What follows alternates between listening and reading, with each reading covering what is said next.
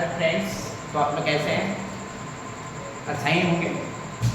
तो चलिए आज के वीडियो में हम एक बताए थे क्या कि धातु और अधातु को शॉर्ट तरीका से बताने के लिए। तो उसको बताने से पहले एक और वीडियो मेरा है लॉन्ग टाइप से, तो उसमें भी धातु अधातु के मैं चर्चा किया था और इसमें भी शॉर्ट तरीका से हम लोग बोले थे। तो इसको भी चलिए इसको देखेंगे कैसे। तो यहाँ पे लिखा हुआ है जैसे मेटल एंड नॉन मेटल, यानी कहा जा सकता है धातु और धातु। इसकी चर्चा में किया था कि टोटल एलिमेंट्स जो होता है वो 118 को होता है। कितना होता है? 118 को होते हैं। और मेटल जो होता है वो आपका 93 होता है और यहाँ पे नॉन मेटल होता है ये 18 होता है। और जो बच गया उसको हम लोग कहते हैं क्या? उपधातु। उपधातु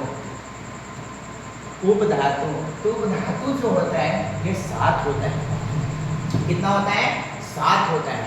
तो टोटल को आप काउंट कर लीजिए, तो 118 होता है। कितना होता है? 118 होता है।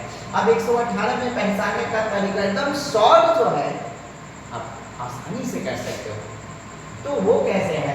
जैसे मान लीजिए किसी धातु को पहचानना है, यानी एलिमेंट्स टोटल 118 में धातु को पहचानना है तो आसानी से हम पहचान सकते हैं। जैसे इसमें लिखा हुआ है, मान लीजिए सोडियम, इस धातु 118 में सोडियम, तो हम कैसे पहचानेंगे? जैसे इसमें लिखा रहेगा हाइड्रोजन, और लिखा रहेगा क्या? जैसे मान लीजिए इसमें बहुत सारे सल्फर, फिर इसके पहचान क्या लिखा हुआ है? मान लीजिए आपका कैल्शियम, हालांकि ऐसे से होता है बट हम ऐसे लिखिए, आपको आवाज आ रहा हूँ, कैल्शियम Ca लिख देते हैं, Ca कैल्शियम। यहाँ आपका इस तरीका से रहेगा पोटेशियम,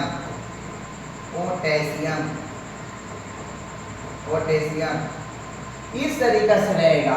तो इतना एलिमेंट्स को आप आसानी से पहचान सकते हो। इतना ही नहीं, टोटल एलिमेंट्स में से आप पहचान सकते हो। ये तो हम अपने से लेकर के बता रहे, सपोर्टेड आप भी चर्चा कर सकते हो।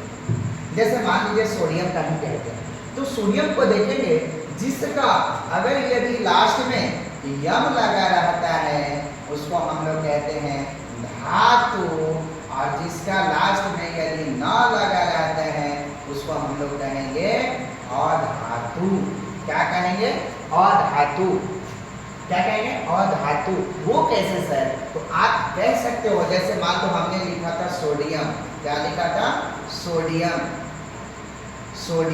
तो सोडियम में आप देख लीजिए जैसे लास्ट में यम लगा हुआ है, तो इसको हम कह सकते हैं, क्या कह सकते हैं? धातु। क्या कह सकते हैं? धातु। अब यहाँ पे जैसे मान लीजिए हमने लिखा था हाइड्रोजन, तो हाइड्रोजन में लास्ट में देखिए ना आपने न लिखा हुआ है, न, तो आप कह सकते हो क्या? अधातु।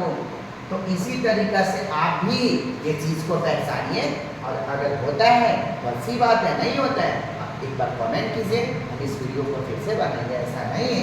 जैसे मान लीजिए इसमें हाइड्रोजन हो गया, अब यहाँ सोडियम हो गया, अब सल्फर की बात होता है, तो सर आपने बोला कि लास्ट में यम होता है और लास्ट में न होता है, तो यम वाला को कहते हैं धातु और न वाला में क्या होता है? अधातु।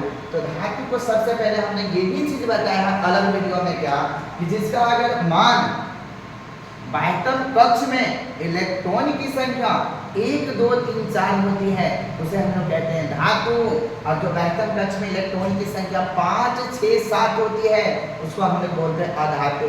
तो आपने ये चीज को देखना कभी, जैसे सल्फर हो गया, क्या हो गया? सल्फर। तो सल्फर को देखेंगे क्या? सल्फर, यानी सल्फर का होता कितना है? 16 होता है। कितना होता है परमाणु संख्या? 16। तो 16 को आप सेल के द्वारा क्या कीजिएगा? सेल में बांट दीजिएगा, जैसे K shell, L shell, N shell, N shell. तो के सेल में आपकी 2 हो जाएगा, एल सेल में 8 और एन सेल में 18, एन सेल में 32 30। तो इसको बांटिएगा तो 2, 8 कितना हो जाएगा 10 और 6 कितना होता है 16। अगर जिसकी महत्तम कक्ष में इलेक्ट्रॉन की संख्या 6 होता है तो उसको हम लोग क्या कहते थे बाबू? ये अधातु। क्या कहते थे? अधातु। और जिसकी अगर महत्तम सेल में 1 से 4 तक की संख्या होता था उसको हम लोग कहते थे धातु। जैसा हम बताए थे पहले वीडियो में 1 2 3 4 इसको हम लोग बोलते थे धातु। और जहाँ 5 6 7 इसको बोलते थे हम लोग अधातु। इस तरीका से पहले वीडियो में हमने बता चुका है। आप एक बार कीजिए, बहुत अच्छा लगेगा। धातु और धातु का पहचानिए, है इसकी भौतिक गुण को जानेंगे। भौतिक गुण के जानने के पहचान इसकी जो द्रव्यमान होती है उसका भी निकालना हम लोग सीखिए। और पीरियोडिक चार्ट के बहुत सारे ऐसे चीज होते हैं जो कि आप 6 महीना इसे भी पढ़ सकते हैं लगातार कंटिन्यू। केमिस्ट्री में बहुत सारे ऑर्गेनिक हैं, तो अगर एलिमेंट्स नहीं रहता तो बहुत सी चीज़ बनाना मुझे मुश्किल होता है ना। तो आप लोग भी इस चीज़ को एक बार देखिए और प्रयास कीजिए, प्रयास से हटना नहीं चाहिए। Thank you, love you.